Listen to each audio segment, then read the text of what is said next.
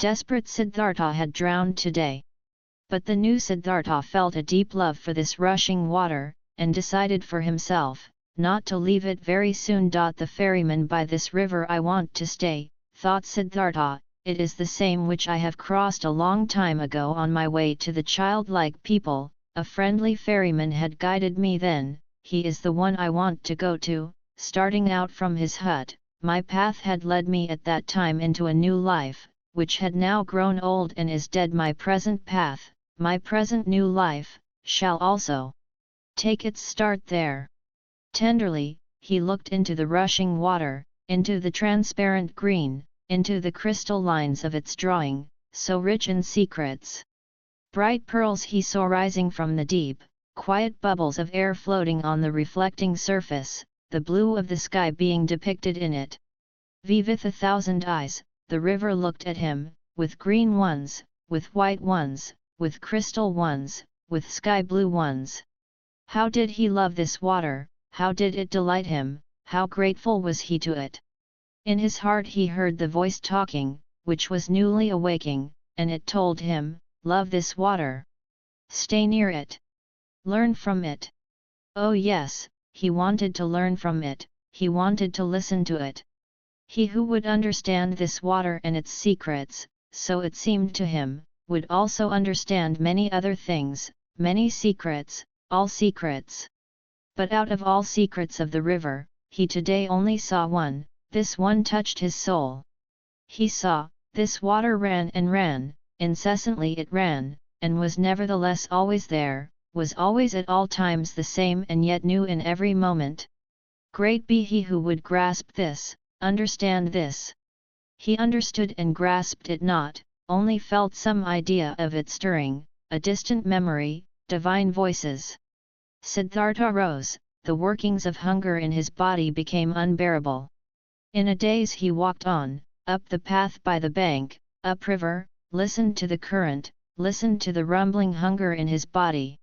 When he reached the ferry, the boat was just ready, and the same ferryman who had once transported the young Samana across the river stood in the boat. Siddhartha recognized him, he had also aged very much. Would you like to ferry me over? He asked. The ferryman, being astonished to see such an elegant man walking along and on foot, took him into his boat and pushed it off the bank. It's a beautiful life you have chosen for yourself, the passenger spoke. It must be beautiful to live by this water every day and to cruise on it. With a smile, the man at the oar moved from side to side. It is beautiful, sir, it is as you say. But isn't every life, isn't every work beautiful? This may be true. But I envy you for yours. Ah, you would soon stop enjoying it. This is nothing for people wearing fine clothes. Siddhartha laughed. Once before, I have been looked upon today because of my clothes, I have been looked upon with distrust. Wouldn't you, ferryman, like to accept these clothes, which are a nuisance to me, from me? For you must know, I have no money to pay your fare. You're joking, sir, the ferryman laughed. I'm not joking, friend. Behold, once before you have ferried me across this water in your boat for the immaterial reward of a good deed. Thus, do it today as well, and accept my clothes for it. And do you, sir, intend to continue traveling without clothes? Ah, most of all I wouldn't want to continue traveling at all. Most of all would rather you, ferryman, gave me an old loincloth and kept me with you as your assistant, or rather as your trainee, for I'll have to learn first how to handle the boat.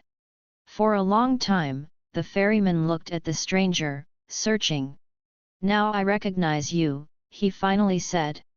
At one time, you've slept in my hut, this was a long time ago, possibly more than 20 years ago, and you've been ferried across the river by me, and we parted like good friends. Haven't you been a Samana? I can't think of your name anymore. My name is Siddhartha, and I was a Samana, when you've last seen, so be welcome, Siddhartha. My name is Vasudev. You will, so I hope, be my guest today as well and sleep in my hut, and tell me, where you're coming from and why these beautiful clothes are such a nuisance to you." They had reached the middle of the river, and Vasudev pushed the oar with more strength, in order to overcome the current. He worked calmly, his eyes fixed in on the front of the boat, with brawny arms. Siddhartha sat and watched him, and remembered how once before, on that last day of his time as a samana, love for this man had stirred in his heart. Gratefully, he accepted Vasudev's invitation. When they had reached the bank, he helped him to tie the boat to the stakes. After this, the ferryman asked him to enter the hut, offered him bread and water, and Siddhartha ate with eager pleasure, and also ate with eager pleasure of the mango fruits Vasudev offered him. Afterwards, it was almost the time of the sunset. They sat on a log by the bank, and Siddhartha told the ferryman about where he originally came from and about his life, as he had seen it before his eyes today, in that hour of despair. Until late at night, lasted his tale. Vasudev listened with great attention. Listening carefully, he let everything enter his mind, birthplace and childhood, all that learning, all that searching, all joy, all distress. This was among the ferryman's virtues one of the greatest. Like only a few, he knew how to listen. Without him having spoken a word, the speaker sensed how Vasudev let his words enter his mind, quiet, open, waiting, how he did not lose a single one, awaited not a single one with impatience, did not add his praise or rebuke, was just listening. Siddhartha felt, what a happy fortune it is, to confess to such a listener, to bury in his heart his own life, his own search, his own suffering. But in the end of Siddhartha's tale, when he spoke of the tree by the river, and of his deep fall, of the holy and how he had felt such a love for the river after his slumber, the ferryman listened with twice the attention, entirely and completely absorbed by it, with his eyes closed.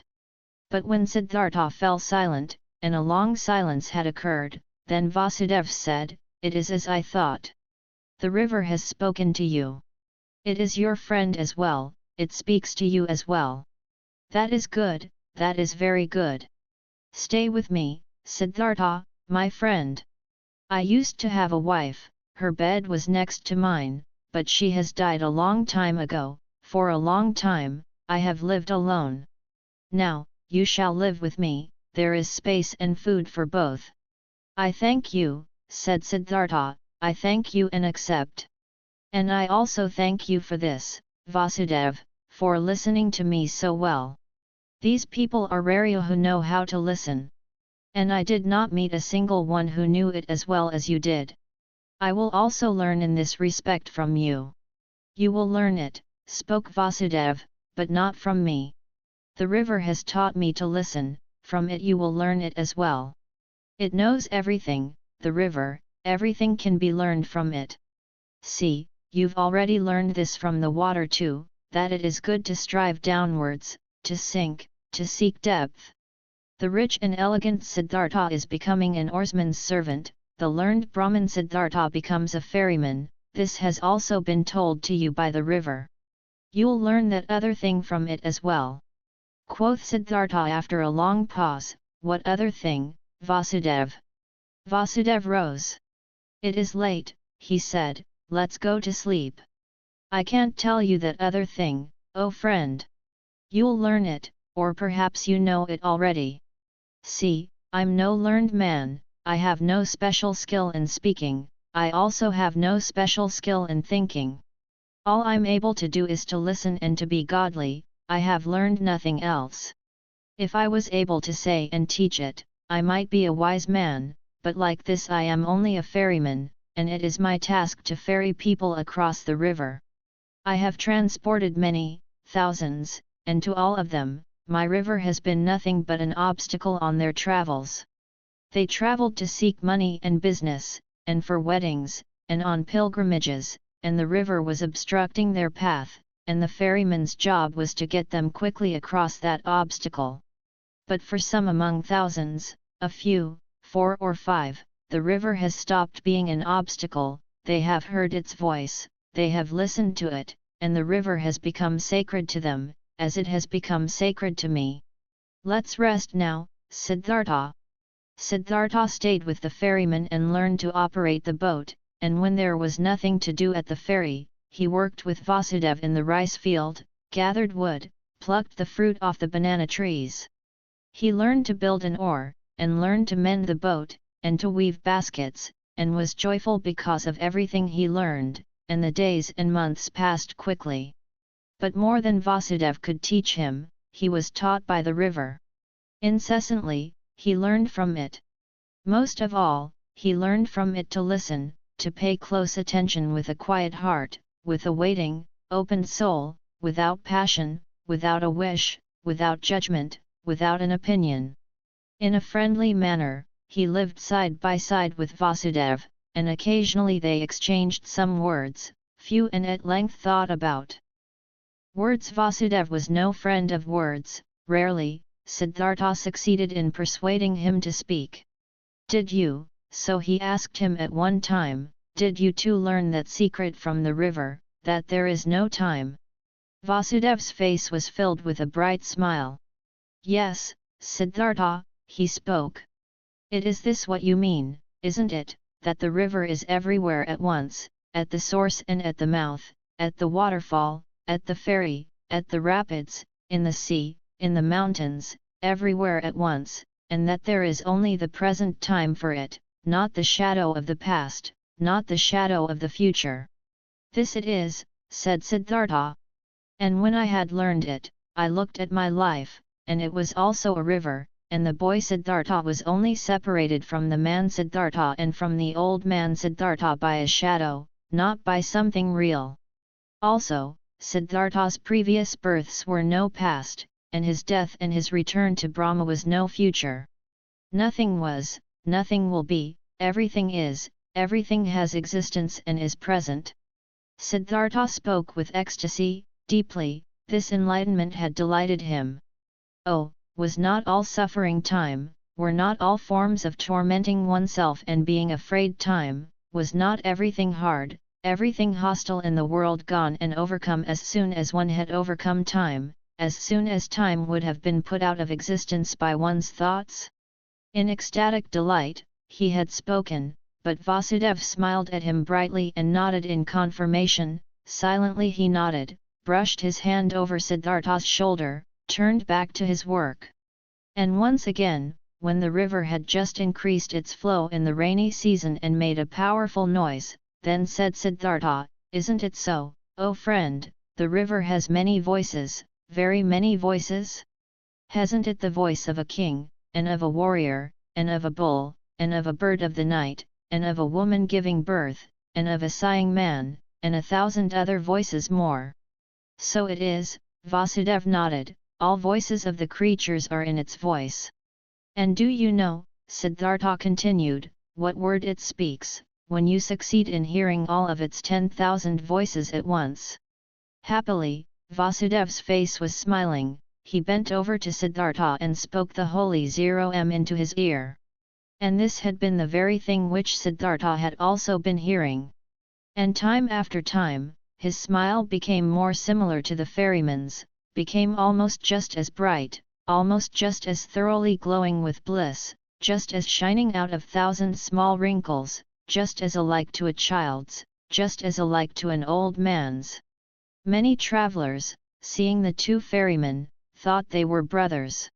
Often, they sat in the evening together by the bank on the log, said nothing, and both listened to the water, which was no water to them, but the voice of life, the voice of what exists, of what is eternally taking shape.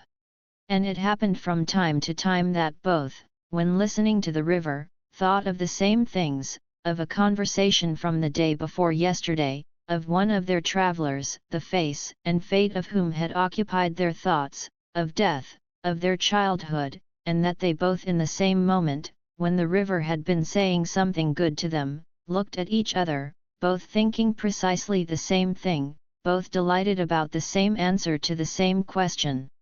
There was something about this ferry and the two ferrymen which was transmitted to others, which many of the travelers felt. It happened occasionally that a traveler, after having looked at the face of one of the ferrymen, started to tell the story of his life, told about pains, confessed evil things, asked for comfort and advice. It happened occasionally that someone asked for permission to stay for a night with them to listen to the river. It also happened that curious people came, who had been told that there were 2 wise men, or sorcerers, or holy men living by that ferry. The curious people asked many questions, but they got no answers, and they found neither sorcerers nor wise men. They only found 2 friendly little old men, who seemed to be mute and to have become a bit strange and gaga. And the curious people laughed and were discussing how foolishly and gullibly the common people were spreading such empty rumors. The years passed by, and nobody counted them. Then, at one time, monks came by on a pilgrimage, followers of Gautama, the Buddha, who were asking to be ferried across the river, and by them the ferrymen were told that they were most hurriedly walking back to their great teacher, for the news had spread the Exalted One was deadly sick and would soon die his last human death, in order to become one with the salvation. It was not long, until a new flock of monks came along on their pilgrimage, and another one, and the monks as well as most of the other travelers and people walking through the land spoke of nothing else than of Gautama and his impending death. And as people are flocking from everywhere and from all sides, when they are going to war or to the coronation of a king, and are gathering like ants in droves, thus they flocked, like being drawn on by a magic spell, to where the great Buddha was awaiting his death, where the huge event was to take place and the great perfected one of an era was to become one with the glory. Often, Siddhartha thought in those days of the dying wise man, the great teacher, whose voice had admonished nations and had awoken hundreds of thousands, whose voice he had also once heard, whose holy face he had also once seen with respect. Kindly, he thought of him, saw his path to perfection before his eyes, and remembered with a smile those words which he had once, as a young man, said to him, the Exalted One. They had been, so it seemed to him, proud and precocious words. With a smile, he remembered them. For a long time he knew that there was nothing standing between Gautama and him any more, though he was still unable to accept his teachings. No, there was no teaching a truly searching person, someone who truly wanted to find, could accept. But he who had found, he could approve of any teachings, every path, every goal. There was nothing standing between him and all the other 1,000 any more who lived in that what is eternal, who breathed what is divine. On one of these days, when so many went on a pilgrimage to the dying Buddha, Kamala also went to him, who used to be the most beautiful of the courtesans.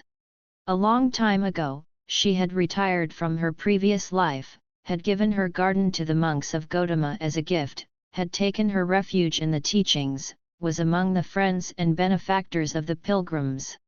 Together with Siddhartha the boy, her son, she had gone on her way due to the news of the near death of Gautama, in simple clothes, on foot.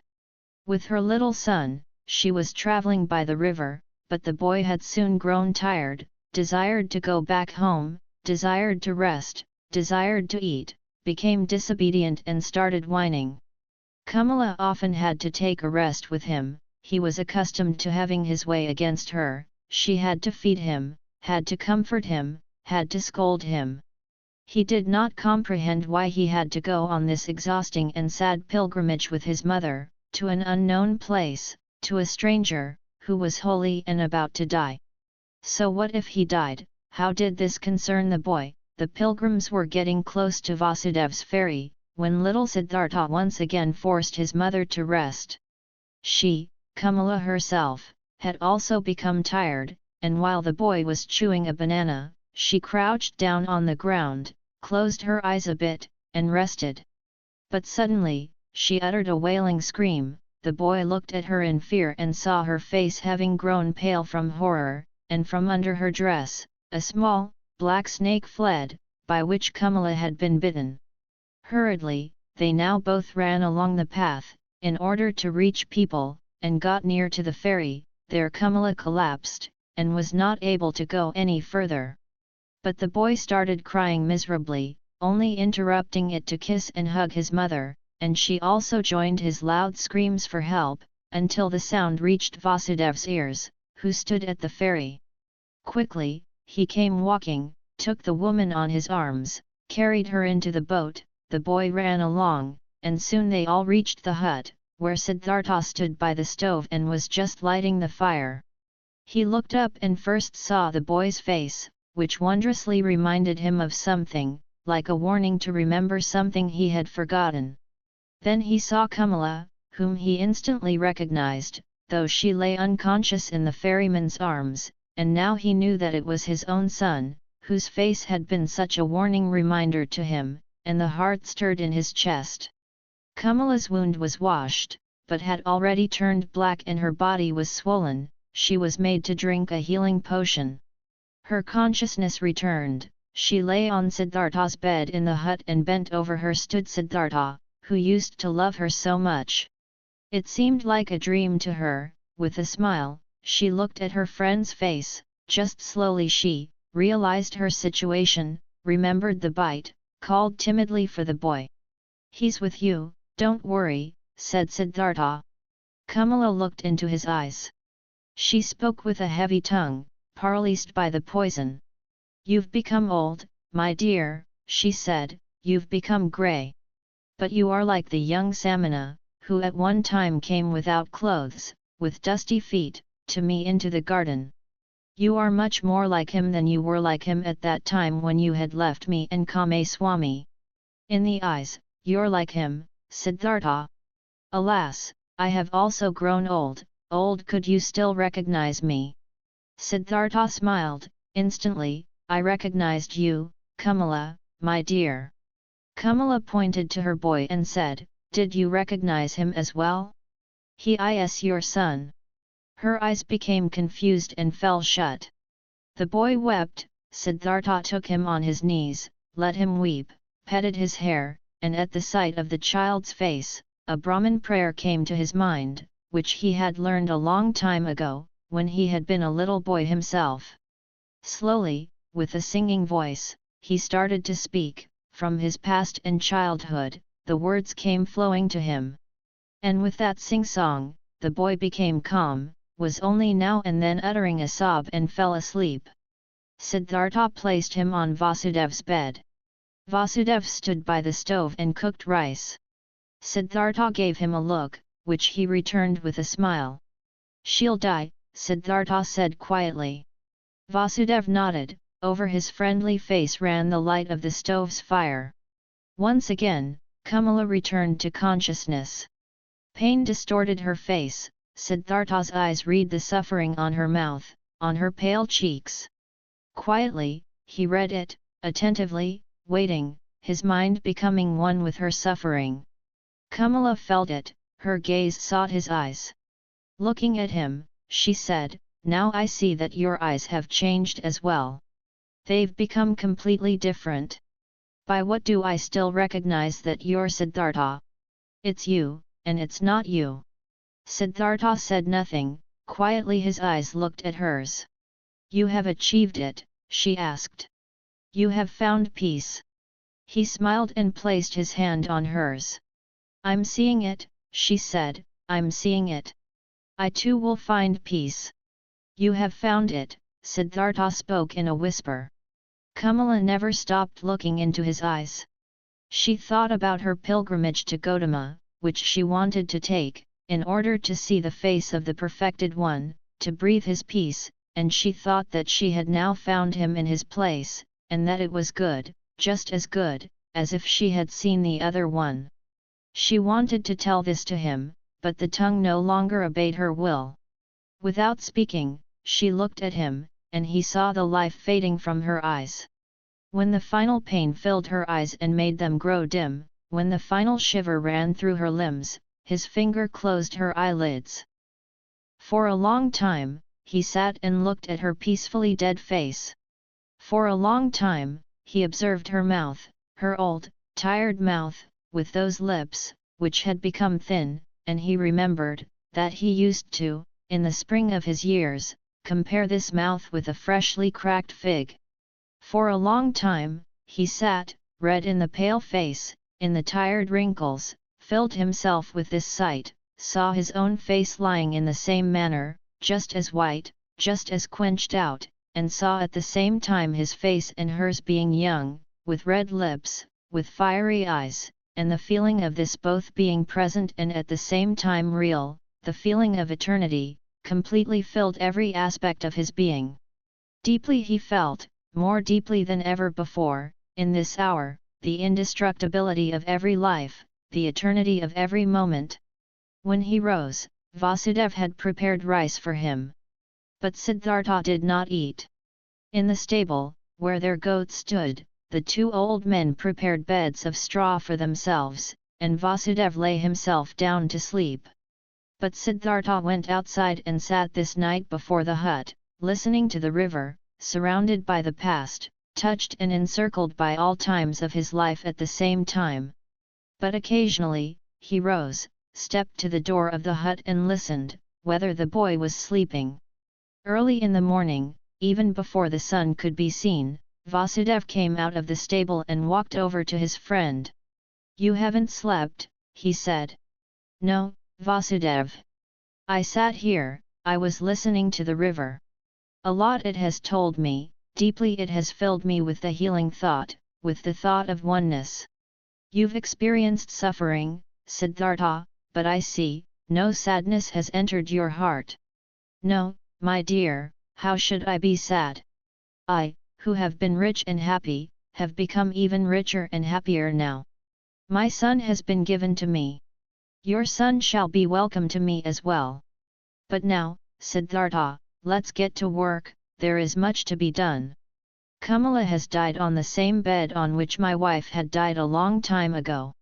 Let us also build Kamala's funeral pile on the same hill on which I had then built my wife's funeral pile." While the boy was still asleep, they built the funeral pile. The son timid and weeping, the boy had attended his mother's funeral, gloomy and shy, he had listened to Siddhartha, who greeted him as his son and welcomed him at his place in Vasudev's hut.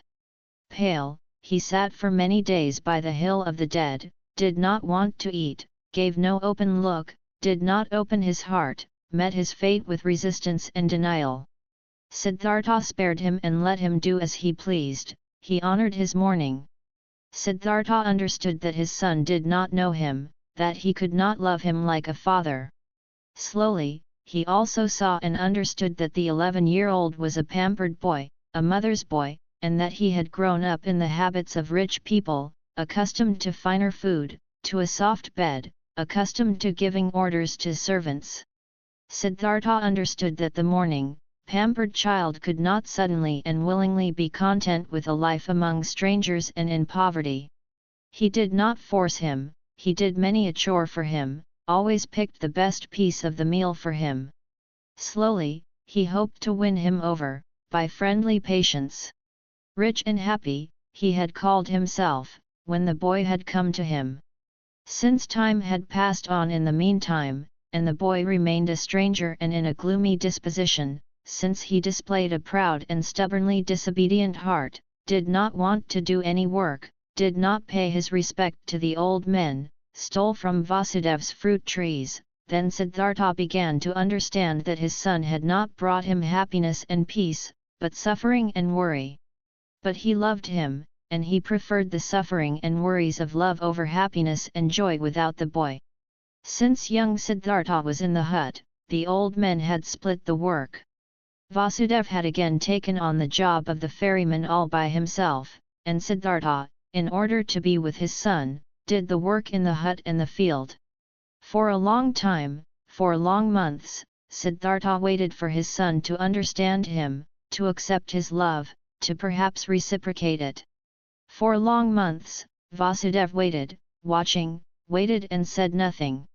One day when Siddhartha the younger had once again tormented his father very much with spite and an unsteadiness in his wishes and had broken both of his rice bowls, Vasudev took in the evening his friend aside and talked to. "Pardon me," he said, "from a friendly heart, I'm talking to you.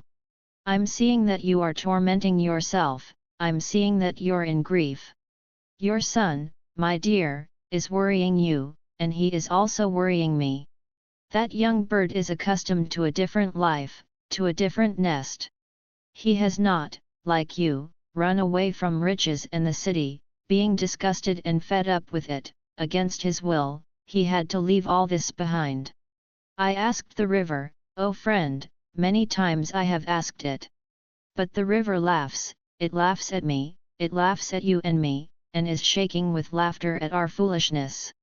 Water wants to join water, youth wants to join youth, your son is not in the place where he can prosper. You too should ask the river, you too should listen to it." Troubled, Siddhartha looked into his friendly face, in the many wrinkles of which there was incessant cheerfulness. "How could I part with him?" he said quietly, ashamed. "Give me some more time, my dear. See, I'm fighting for him, I'm seeking to win his heart. With love and with friendly patience I intend to capture it. One day, the river shall also talk to him, he also is called upon." Vasudev's smile flourished more warmly. "Oh yes, he too is called upon, he too is of the eternal life. But do we, you and me, know what he is called upon to do, what path to take, what actions to perform, what pain to endure? Not a small one, his pain will be, after all, his heart is proud and hard. People like this have to suffer a lot, err a lot, do much injustice, burden themselves with much sin. Tell me, my dear, you're not taking control of your son's upbringing? You don't force him? You don't beat him? You don't punish him?" "No, Vasudev, I don't do anything of this." "I knew it. You don't force him, don't beat him, don't give him orders, because you know that soft is stronger than hard, water stronger than rocks, love stronger than force." "Very good, I praise you. But aren't you mistaken in thinking that you wouldn't force him, wouldn't punish him? Don't you shackle him with your love? Don't you make him feel inferior every day, and don't you make it even harder on him with your kindness and patience? Don't you force him, the arrogant and pampered boy, to live in a hut with 2 old banana eaters, to whom even rice is a delicacy, whose thoughts can't be his, whose hearts are old and quiet and beat in a different pace than his. Isn't he forced, isn't he punished by all this?" Troubled, Siddhartha looked to the ground. Quietly, he asked, "M7 hat do you think should I do?" Quoth Vasudev, "Bring him into the city, bring him into his mother's house, there'll still be servants around, give him to them. And when there aren't any around any more, bring him to a teacher, not for the teaching's sake, but so that he shall be among other boys, and among girls, and in the world which is his own. Have you never thought of this?" "You're seeing into my heart," Siddhartha spoke sadly. "Often, I have thought of this. But look, how shall I put him, who had no tender heart anyhow, into this world? Won't he become exuberant, won't he lose himself to pleasure and power, won't he repeat all of his father's mistakes, won't he perhaps get entirely lost in samsara?" Brightly, the ferryman's smile lit up, softly, he touched Siddhartha's arm and said, "Ask the river about it, my friend. Hear it laugh about it. Would you actually believe that you had committed your foolish acts in order to spare your son from committing them too? And could you in any way protect your son from samsara? How could you? By means of teachings, prayer, admonition? My dear, have you entirely forgotten that story containing so many lessons, that story about Siddhartha, a Brahmin's son, which you once told me here on this very spot? Who has kept the Samana Siddhartha safe from samsara, from sin, from greed, from foolishness? Were his father's religious devotion, his teacher's warnings, his own knowledge, his own search able to keep him safe? Which father, which teacher had been able to protect him from living his life for himself, from soiling himself with life, from burdening himself with guilt, from drinking the bitter drink for himself, from finding his path for himself? Would you think, my dear, anybody might perhaps be spared from taking this path? That perhaps your little son would be spared, because you love him, because you would like to keep him from suffering and pain and disappointment? But even if you would die 10 times for him, you would not be able to take the slightest part of his destiny upon yourself. Never before, Vasudeva had spoken so many words. Kindly, Siddhartha thanked him, went troubled into the hut, could not sleep for a long time. Vasudeva had told him nothing he had not already thought and known for himself. But this was a knowledge he could not act upon. Stronger than the knowledge was his love for the boy, stronger was his tenderness, his fear to lose him. Had he ever lost his heart so much to something, had he ever loved any person thus blindly, thus sufferingly, thus unsuccessfully, and yet thus happily? Siddhartha could not heed his friend's advice, he could not give up the boy. He let the boy give him orders, he let him disregard him. He said nothing and waited. Daily, he began the mute struggle of friendliness, the silent war of patience. Vasudeva also said nothing and waited, friendly, knowing, patient. They were both masters of patience. At one time, when the boy's face reminded him very much of Kamala, Siddhartha suddenly had to think of a line which Kamala a long time ago, in the days of their youth, had once said to him.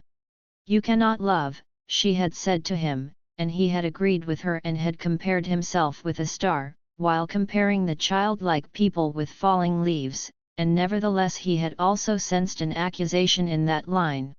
Indeed, he had never been able to lose or devote himself completely to another person, to forget himself, to commit foolish acts for the love of another person, never he had been able to do this, and this was, as it had seemed to him at that time, the great distinction which set him apart from the childlike people. But now, since his son was here, now he, Siddhartha, had also become completely a childlike person, suffering for the sake of another person, loving another person, lost to a love, having become a fool on account of love. Now he too felt, late, once in his lifetime, this strongest and strangest of all passions, suffered from it, suffered miserably, and was nevertheless in bliss, was nevertheless renewed in one respect, enriched by one thing. He did sense very well that this love, this blind love for his son, was a passion, something very human, that it was samsara, a murky source, dark waters. Nevertheless, he felt at the same time, it was not worthless, it was necessary, came from the essence of his own being. This pleasure also had to be atoned for, this pain also had to be endured, these foolish acts also had to be committed. Through all this, the son let him commit his foolish acts, let him court for his affection, let him humiliate himself every day by giving in to his moods. This father had nothing which would have delighted him and nothing which he would have feared. He was a good man, this father, a good, kind, soft man, perhaps a very devout man, perhaps a saint. All these were no attributes which could win the boy over. He was bored by this father, who kept him prisoner here in this miserable hut of his. He was bored by him, and for him to answer every naughtiness with a smile, every insult with friendliness, every viciousness with kindness, this very thing was the hated trick of this old sneak. Much more the boy would have liked it if he had been threatened by him, if he had been abused by him. A day came when what young Siddhartha had on his mind came bursting forth, and he openly turned against his father. The latter had given him a task, he had told him to gather brushwood. But the boy did not leave the hut. In stubborn disobedience and rage he stayed where he was, thumped on the ground with his feet, clenched his fists, and screamed in a powerful outburst his hatred and contempt into his father's face. "Get the brushwood for yourself," he shouted, foaming at the mouth, "I'm not your servant. I do know that you won't hit me, you don't dare, I do know that you constantly want to punish me and put me down with your religious devotion and your indulgence. You want me to become like you, just as devout, just as soft, just as wise. But listen up, just to make you suffer, I rather want to become a highway robber and murderer, and go to hell, than to become like you. I hate you, you're not my father, and if you've 10 times been my mother's fornicator." Rage and grief boiled over in him, foamed at the father in 100 savage and evil words. Then the boy ran away and only returned late at night. But the next morning, he had disappeared. What had also disappeared was a small basket, woven out of bast of 2 colors, in which the ferrymen kept those copper and silver coins which they received as a fare. The boat had also disappeared. Siddhartha saw it lying by the opposite bank. The boy had run away. "I must follow him," said Siddhartha, who had been shivering with grief since those ranting speeches the boy had made yesterday. "A child can't go through the forest all alone. He'll perish. We must build a raft, Vasudev, to get over the water." "We will build a raft," said Vasudev, "to get our boat back, which the boy has taken away. But him, you shall let run along, my friend, he is no cold any more, he knows how to get around. He's seeking for the path to the city, and he is right, don't forget that. He's doing what you've failed to do yourself. He's taking care of himself, he's taking his course." "Alas, Siddhartha, I see you suffering, but you're suffering a pain at which one would like to laugh, at which you'll soon laugh for yourself." Siddhartha did not answer. He already held the axe in his hands and began to make a raft of bamboo, and Vasudev helped him to tie the canes together with ropes of grass. Then they crossed over, drifted far off their course, pulled the raft upriver on the opposite bank. "Why did you take the axe along?" asked Siddhartha. Vasudev said, "It might have been possible that the oar of our boat got lost." But Siddhartha knew what his friend was thinking. He thought, the boy would have thrown away or broken the oar in order to get even and in order to keep them from following him. And in fact, there was no oar left in the boat. Vasudev pointed to the bottom of the boat and looked at his friend with a smile, as if he wanted to say, "Don't you see what your son is trying to tell you? Don't you see that he doesn't want to be followed?" But he did not say this in words. He started making a new oar. But Siddhartha bid his farewell, to look for the runaway. Vasudev did not stop him. When Siddhartha had already been walking through the forest for a long time, the thought occurred to him that his search was useless. Either, so he thought, the boy was far ahead and had already reached the city, or, if he should still be on his way, he would conceal himself from him, the pursuer. As he continued thinking, he also found that he, on his part, was not worried for his son, that he knew deep inside that he had neither perished nor was in any danger in the forest. Nevertheless, he ran without stopping, no longer to save him, just to satisfy his desire, just to perhaps see him one more time. And he ran up to just outside of the city. When, near the city, he reached a wide road, he stopped, by the entrance of the beautiful pleasure garden, which used to belong to Kamala, where he had seen her for the first time in her sedan chair.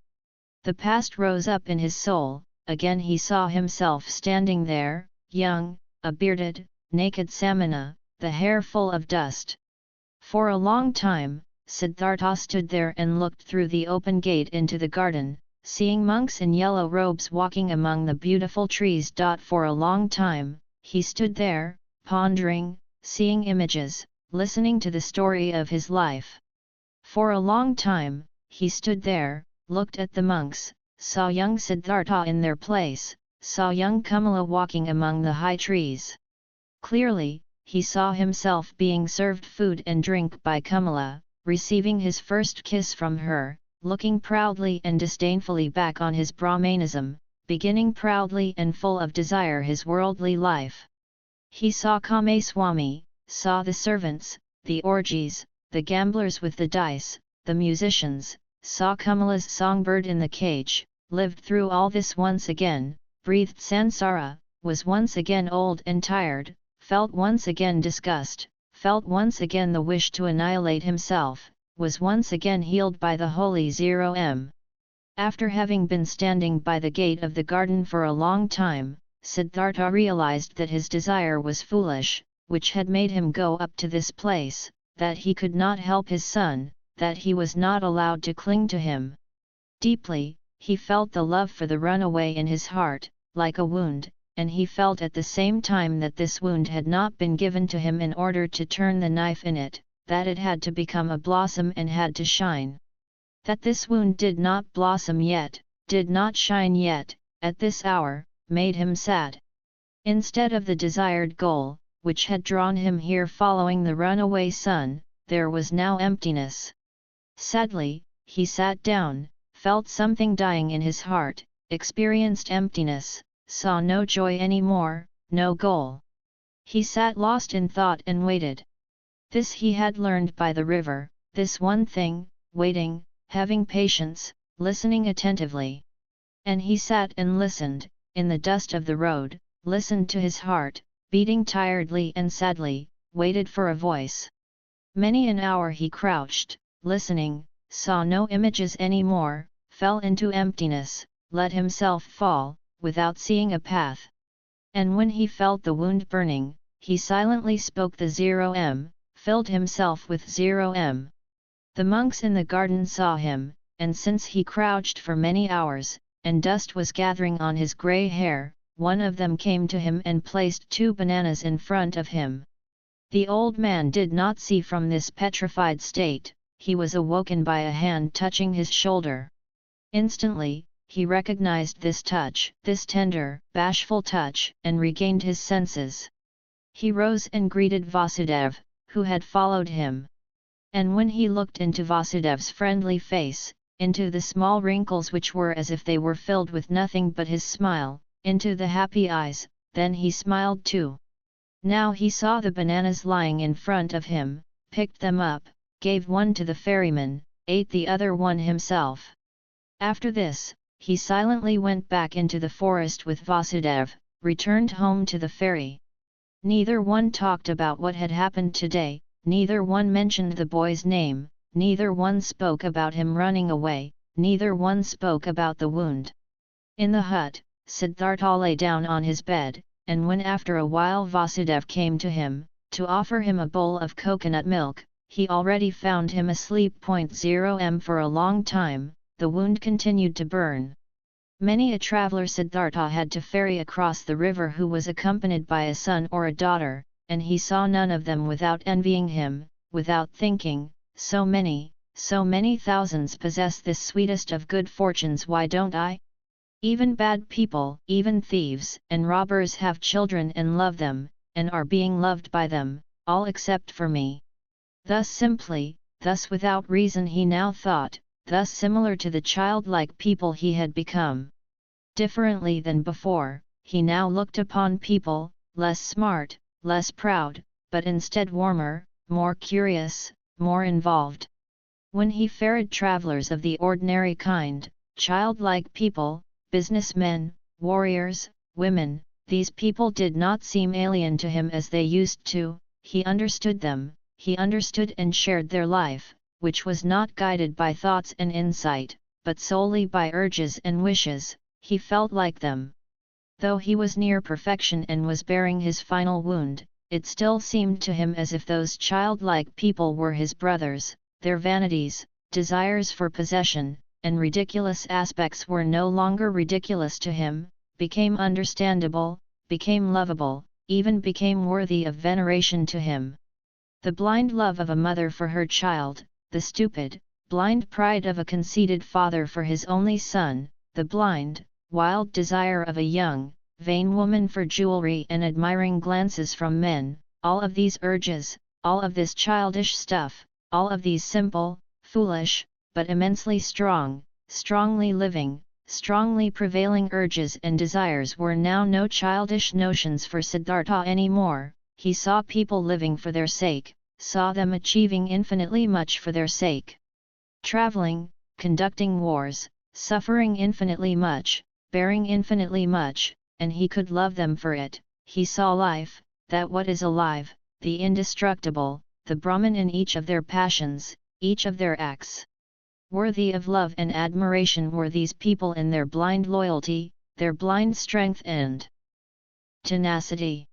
They lacked nothing, there was nothing the knowledgeable one, the thinker, had to put him above them except for one little thing, a single, tiny, small thing, the consciousness, the conscious thought of the oneness of all life. And Siddhartha even doubted in many an hour, whether this knowledge, this thought was to be valued thus highly, whether it might not also perhaps be a childish idea of the thinking people, of the thinking and childlike people. In all other respects, the worldly people were of equal rank to the wise men, were often far superior to them, just as animals too can, after all, in some moments, seem to be superior to humans in their tough, unrelenting performance of what is necessary. Slowly blossomed, slowly ripened in Siddhartha the realization, the knowledge, what wisdom actually was, what the goal of his long search was. It was nothing but a readiness of the soul, an ability, a secret art, to think every moment, while living his life, the thought of oneness, to be able to feel and inhale the oneness. Slowly this blossomed in him, was shining back at him from Vasudev's old, childlike face, harmony, knowledge of the eternal perfection of the world, smiling, oneness. But the wound still burned, longingly and bitterly. Siddhartha thought of his son, nurtured his love and tenderness in his heart, allowed the pain to gnaw at him, committed all foolish acts of love. Not by itself, this flame would go out. And one day, when the wound burned violently, Siddhartha ferried across the river, driven by a yearning, got off the boat and was willing to go to the city and to look for his son. The river flowed softly and quietly, it was the dry season, but its voice sounded strange, it laughed. It laughed clearly. The river laughed, it laughed brightly and clearly at the old ferryman.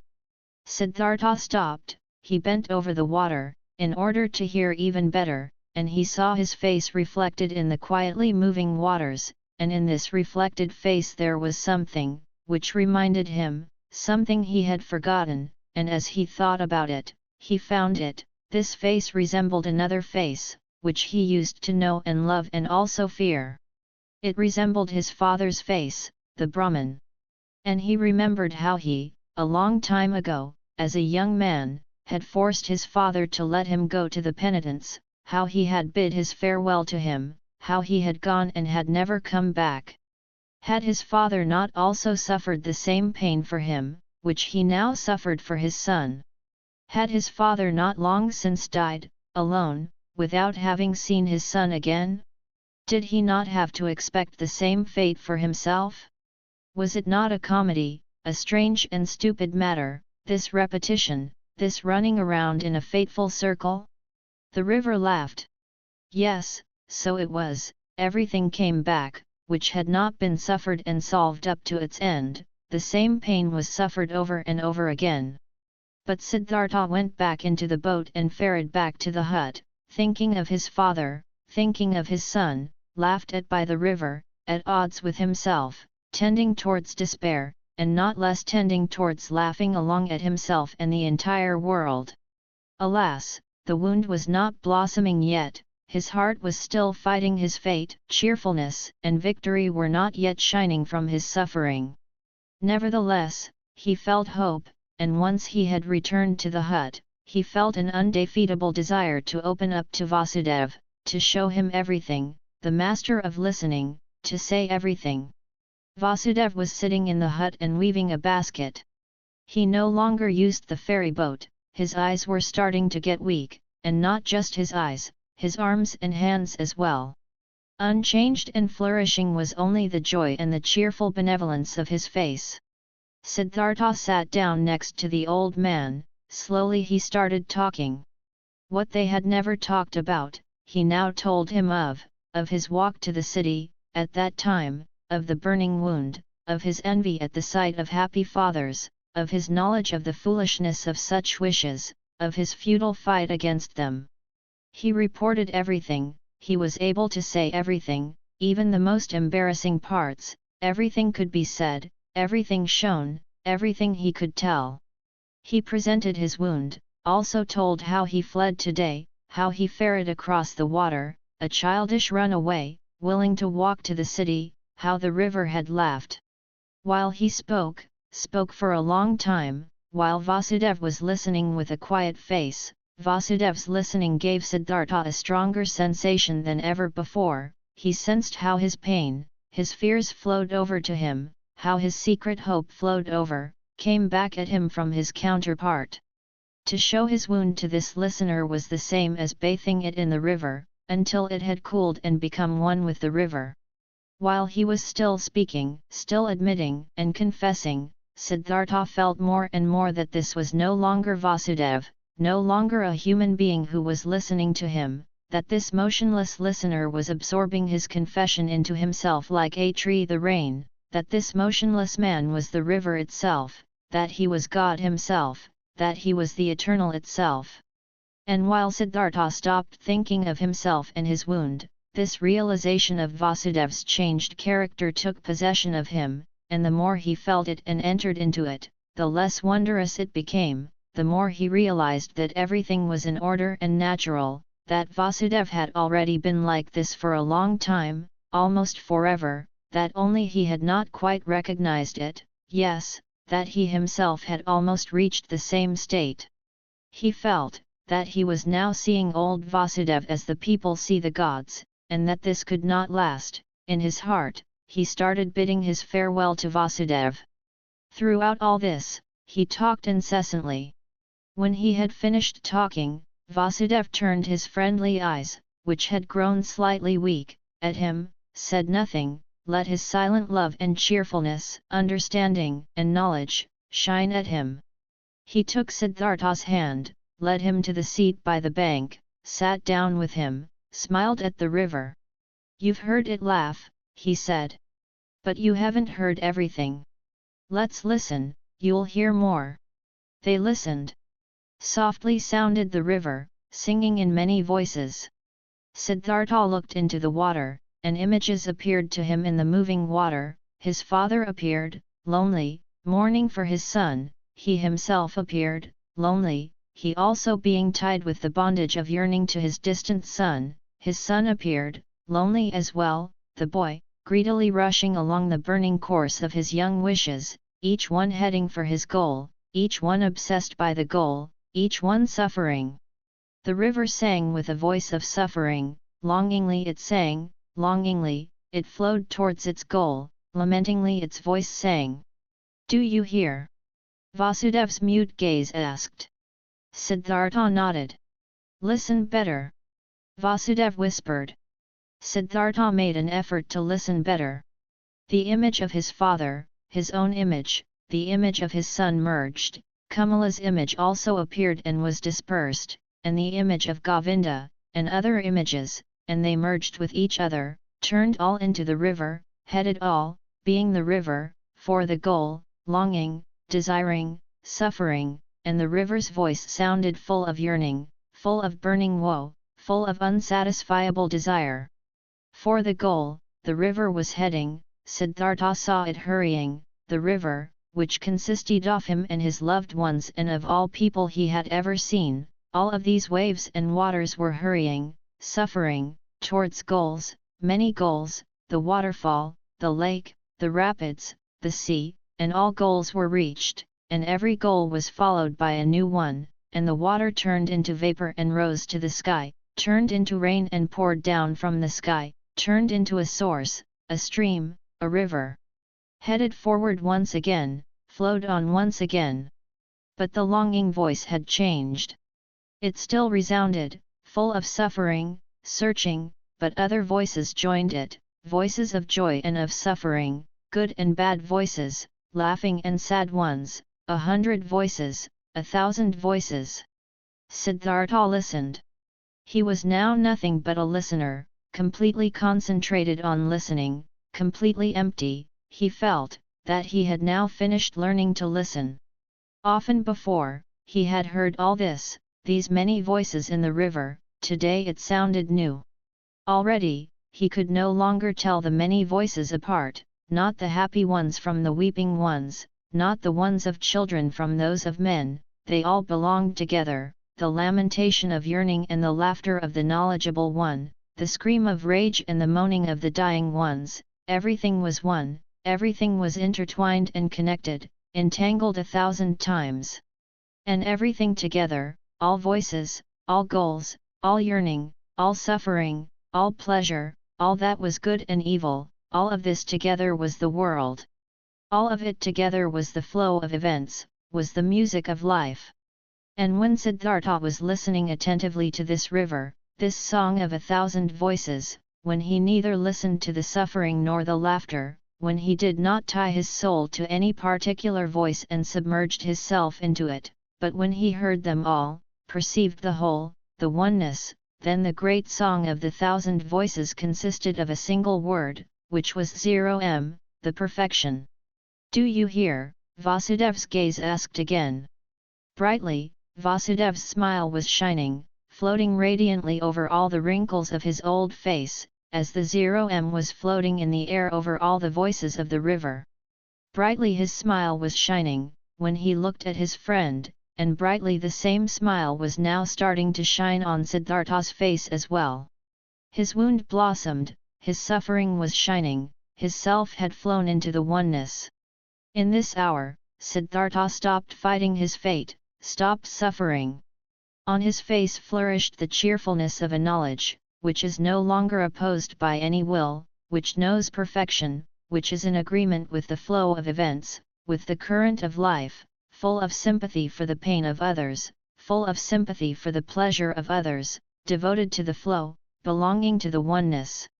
When Vasudev rose from the seat by the bank, when he looked into Siddhartha's eyes and saw the cheerfulness of the knowledge shining in them, he softly touched his shoulder with his hand, in this careful and tender manner, and said, "I've been waiting for this hour, my dear. Now that it has come, let me leave. For a long time, I've been waiting for this hour, for a long time, I've been Vasudev the ferryman. Now it's enough. Farewell, but, farewell, river, farewell, Siddhartha." Siddhartha made a deep bow before him who bid his farewell. "I've known it," he said quietly. "You'll go into the forests." "I'm going into the forests, I'm going into the oneness," spoke Vasudev with a bright smile. With a bright smile, he left. Siddhartha watched him leaving.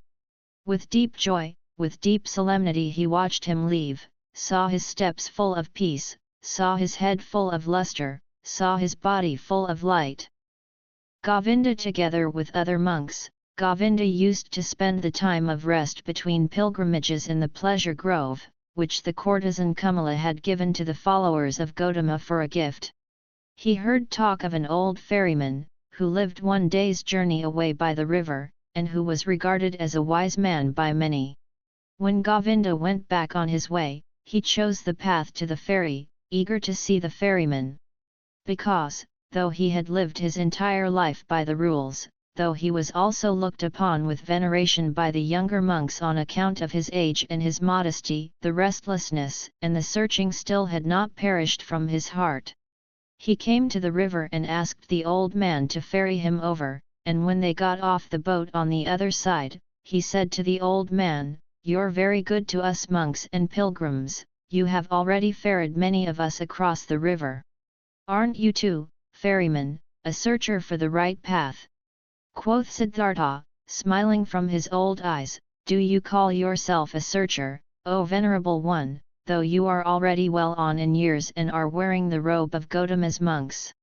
"It's true, I'm old," spoke Govinda, "but I haven't stopped searching. Never I'll stop searching, this seems to be my destiny. You too, so it seems to me, have been searching.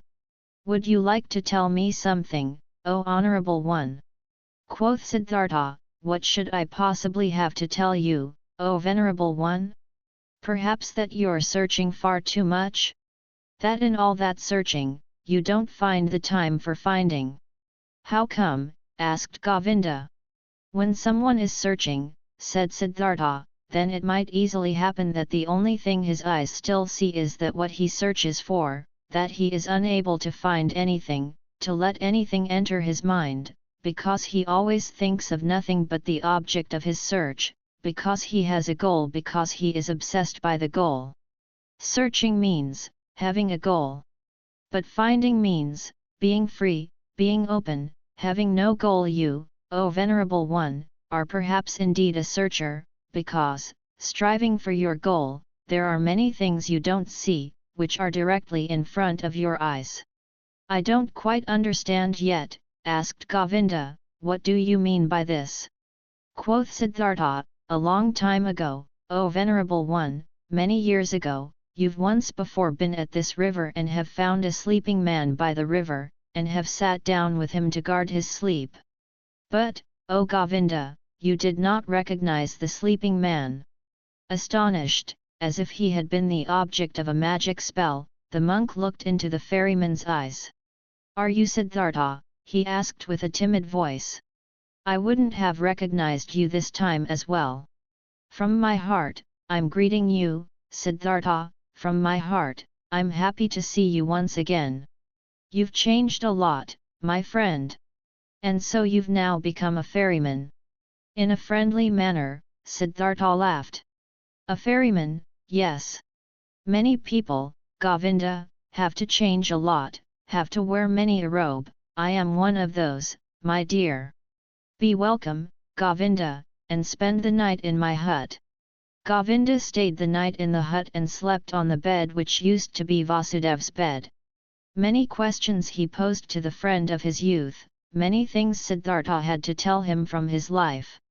When in the next morning the time had come to start the day's journey, Govinda said, not without hesitation, these words, before I'll continue on my path, Siddhartha, permit me to ask one more question.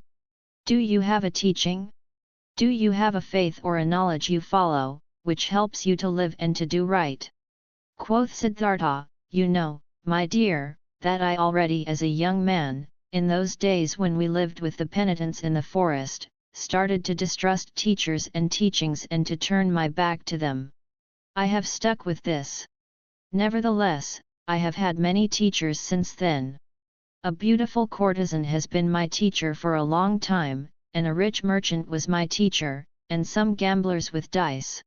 Nce, even a follower of Buddha, traveling on foot, has been my teacher. He sat with me when I had fallen asleep in the forest, on the pilgrimage.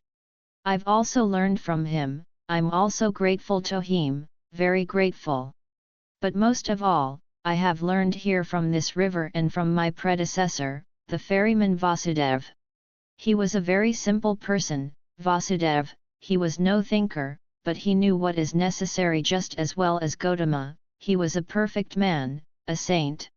Govinda said, still, O Siddhartha, you love a bit to mock people, as it seems to me. I believe in you and know that you haven't followed a teacher. But haven't you found something by yourself? Though you found no teachings, you still found certain thoughts, certain insights, which are your own and which help you to live. If you would like to tell me some of these, you would delight my heart. Quoth Siddhartha, I've had thoughts, yes, an insight, again and again. Sometimes, for an hour or for an entire day, I have felt knowledge in me, as one would feel life in one's heart. There have been many thoughts, but it would be hard for me to convey them to you.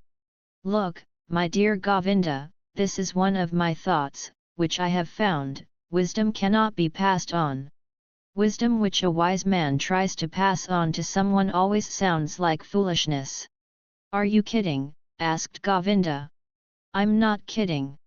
I'm telling you what I've found. Knowledge can be conveyed, but not wisdom. It can be found, it can be lived, it is possible to be carried by it, miracles can be performed with it, but it cannot be expressed in words and taught. This was what I, even as a young man, sometimes suspected, what has driven me away from the teachers. I have found a thought, Govinda, which you'll again regard as a joke or foolishness, but which is my best thought. It says, the opposite of every truth is just as true. That's like this. Any truth can only be expressed and put into words when it is one-sided. Everything is one-sided which can be thought with thoughts and said with words, it's all one-sided, all just one half, all lacks completeness, roundness, oneness. When the exalted Gautama spoke in his teachings of the world, he had to divide it into samsara and nirvana, into deception and truth, into suffering and salvation. It cannot be done differently, there is no other way for him who wants to teach. But the world itself, what exists around us and inside of us, is never one-sided. A person or an act is never entirely samsara or entirely nirvana, a person is never entirely holy or entirely sinful. It does really seem like this, because we are subject to deception, as if time was something real. Time is not real, Govinda, I have experienced this often and often again. And if time is not real, then the gap which seems to be between the world and the eternity, between suffering and blissfulness, between evil and good, is also a deception. How come? Asked Govinda timidly. Listen well, my dear, listen well. The sinner, which I am and which you are, is a sinner, but in times to come he will be Brahma again, he will reach the nirvana, will be Buddha, and now see, these times to come are a deception, are only a parable. The sinner is not on his way to become a Buddha, he is not in the process of developing, though our capacity for thinking does not know how else to picture these things. No, within the sinner is now and today already the future Buddha, his future is already all there, you have to worship in him, in you, in everyone the Buddha which is coming into being, the possible, the hidden Buddha. The world, my friend Govinda, is not imperfect, or on a slow path towards perfection, no, it is perfect in every moment, all sin already carries the divine forgiveness in itself. All small children already have the old person in themselves, all infants already have death, all dying people the eternal life. It is not possible for any person to see how far another one has already progressed on his path. In the robber and dice gambler, the Buddha is waiting, in the Brahman, the robber is waiting. In deep meditation, there is the possibility to put time out of existence, to see all life which was, is, and will be as if it was simultaneous, and there everything is good, everything is perfect, everything is Brahman. Therefore, I see whatever exists as good, death is to me like life, sin like holiness, wisdom like foolishness, everything has to be as it is, everything only requires my consent, only my willingness, my loving agreement, to be good for me, to do nothing but work for my benefit, to be unable to ever harm me.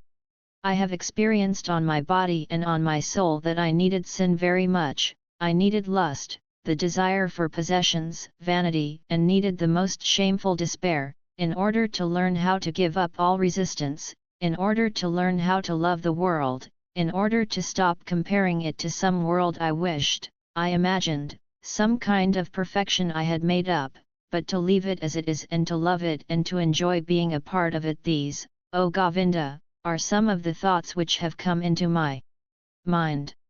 Siddhartha bent down, picked up a stone from the ground, and weighed it in his hand. This here, he said playing with it, is a stone, and will, after a certain time, perhaps turn into soil, and will turn from soil into a plant or animal or human being. In the past, I would have said, this stone is just a stone, it is worthless, it belongs to the world of the Maya, but because it might be able to become also a human being and a spirit in the cycle of transformations, therefore I also grant it importance. Thus, I would perhaps have thought in the past. But today I think, this stone is a stone, it is also animal, it is also God, it is also Buddha. I do not venerate and love it because it could turn into this or that, but rather because it is already and always everything, and it is this very fact, that it is a stone, that it appears to me now and today as a stone. This is why I love it and see worth and purpose in each of its veins and cavities, in the yellow, in the grey, in the hardness, in the sound it makes when I knock at it, in the dryness or wetness of its surface. There are stones which feel like oil or soap, and others like leaves, others like sand, and every one is special and praise the 0m in its own way, each one is Brahman, but simultaneously and just as much it is a stone, is oily or juicy, and this is the very fact which I like and regard as wonderful and worthy of worship. But let me speak no more of this. The words are not good for the secret meaning, everything always becomes a bit different, as soon as it is put into words, gets distorted a bit silly, yes, and this is also very good, and I like it a lot. I also very much agree with this, that this what is one man's treasure and wisdom always sounds like foolishness to another person. Govinda listened silently. Why have you told me this about the stone? He asked hesitantly after a pause. I did it without any specific intention.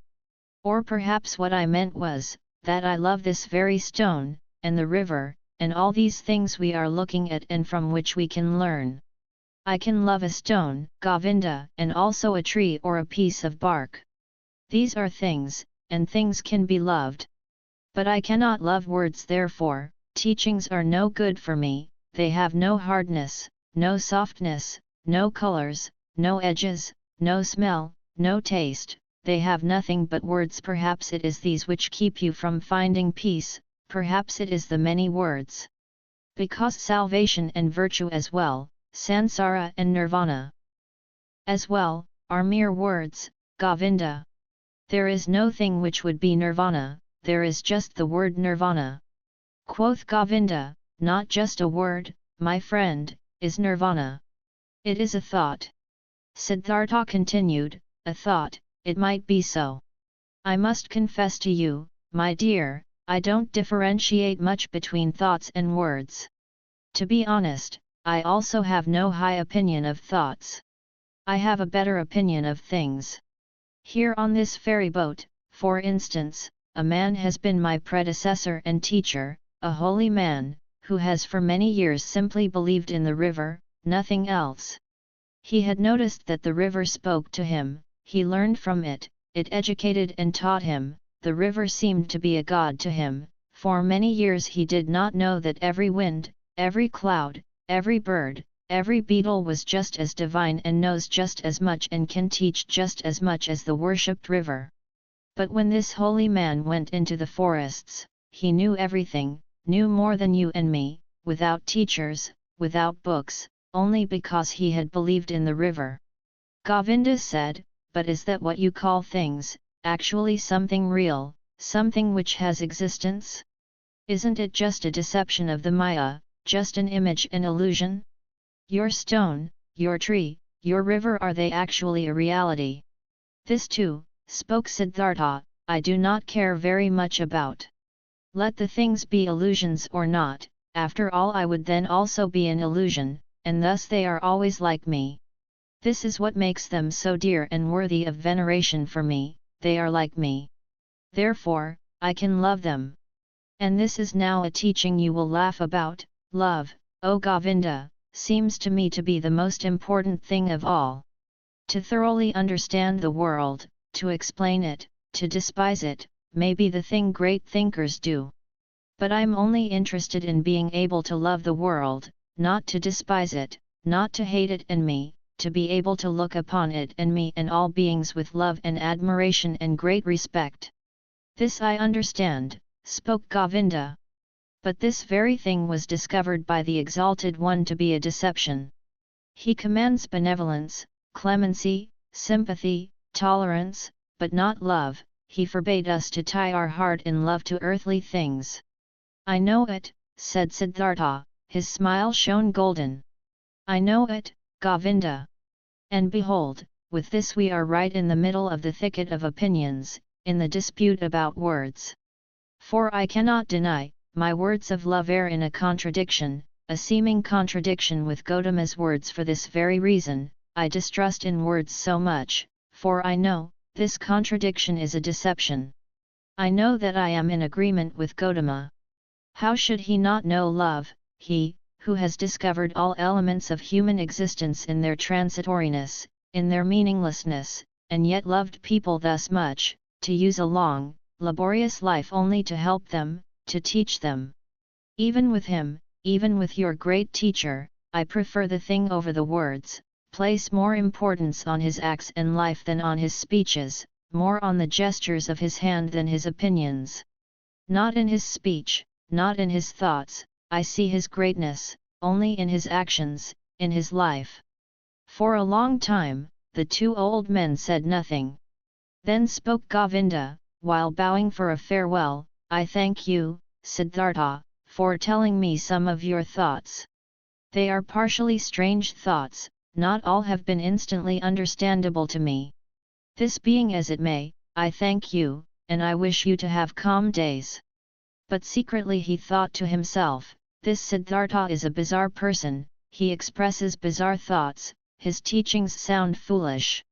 So differently sound the Exalted One's pure teachings, clearer, purer, more comprehensible, nothing strange, foolish, or silly is contained in them. But different from his thoughts seemed to me Siddhartha's hands and feet, his eyes, his forehead, his breath, his smile, his greeting, his walk. Never again, after our exalted Gautama has become one with the Nirvana, never since then have I met a person of whom I felt, this is a holy man. Only him, this Siddhartha, I have found to be like this. May his teachings be strange, may his words sound foolish, out of his gaze and his hand, his skin and his hair, out of every part of him shines a purity, shines a calmness, shines a cheerfulness and mildness and holiness, which I have seen in no other person since the final death of our exalted teacher." As Govinda thought like this, and there was a conflict in his heart, he once again bowed to Siddhartha, drawn by love. Deeply he bowed to him who was calmly sitting. "Siddhartha," he spoke, "we have become old men. It is unlikely for one of us to see the other again in this incarnation. I see, beloved, that you have found peace. I confess that I haven't found it. Tell me, O Honorable One, one more word, give me something on my way which I can grasp, which I can understand. Give me something to be with me on my path. It is often hard, my path, often dark, Siddhartha." Siddhartha said nothing and looked at him with the ever unchanged, quiet smile. Govinda stared at his face, with fear, with yearning, suffering, and the eternal search was visible in his look, eternal not finding. Siddhartha saw it and smiled. "Bend down to me," he whispered quietly in Govinda's ear. "Bend down to me. Like this, even closer. Very close. Kiss my forehead, Govinda." But while Govinda with astonishment, and yet drawn by great love and expectation, obeyed his words, bent down closely to him and touched his forehead with his lips, something miraculous happened to him. While his thoughts were still dwelling on Siddhartha's wondrous words, while he was still struggling in vain and with reluctance to think away time, to imagine nirvana and sansara as one, while even a certain contempt for the words of his friend was fighting in him against an immense love and veneration, this happened to him. He no longer saw the face of his friend Siddhartha, instead he saw other faces, many, a long sequence, a flowing river of faces, of hundreds, of thousands, which all came and disappeared, and yet all seemed to be there simultaneously, which all constantly changed and renewed themselves, and which were still all Siddhartha.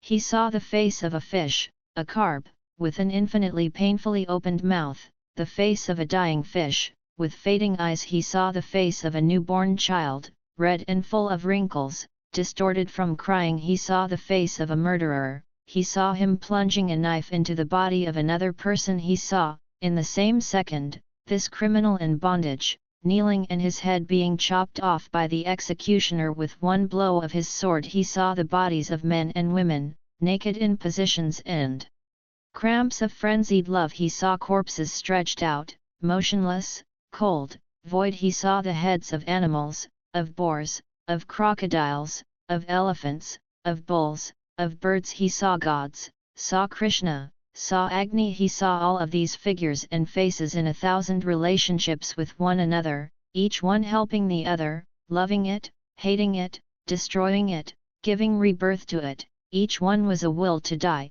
a passionately painful confession of transitoriness, and yet none of them died, each one only transformed, was always reborn, received evermore a new face, without any time having passed between the one and the other face, and all of these figures and faces rested, flowed, generated themselves, floated along and merged with each other, and they were all constantly covered by something thin, without individuality of its own, but yet existing, like a thin glass or ice, like a transparent skin, a shell or mold or mask of water, and this mask was smiling, and this mask was Siddhartha's smiling face, which he, Govinda, in this very same moment touched with his lips.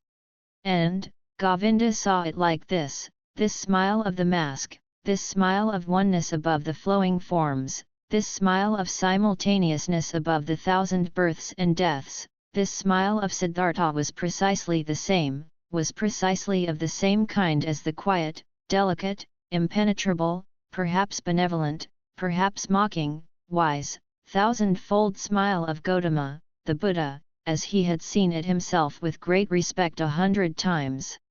Like this, Govinda knew, the perfected ones are smiling.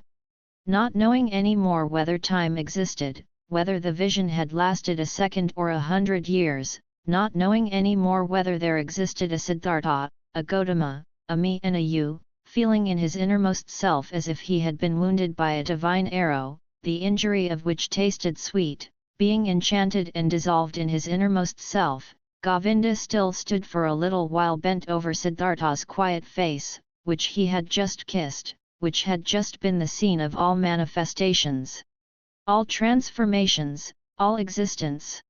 The face was unchanged, after under its surface the depth of the thousandfoldness had closed up again. He smiled silently, smiled quietly and softly, perhaps very benevolently, perhaps very mockingly, precisely as he used to smile, the exalted one. Deeply, Govinda bowed, tears he knew nothing of, ran down his old face, like a fire burned the feeling of the most intimate love, the humblest veneration in his heart. Deeply, he bowed, touching the ground, before him who was sitting motionlessly, whose smile reminded him of everything he had ever loved in his life, what had ever been valuable and holy to him in his life.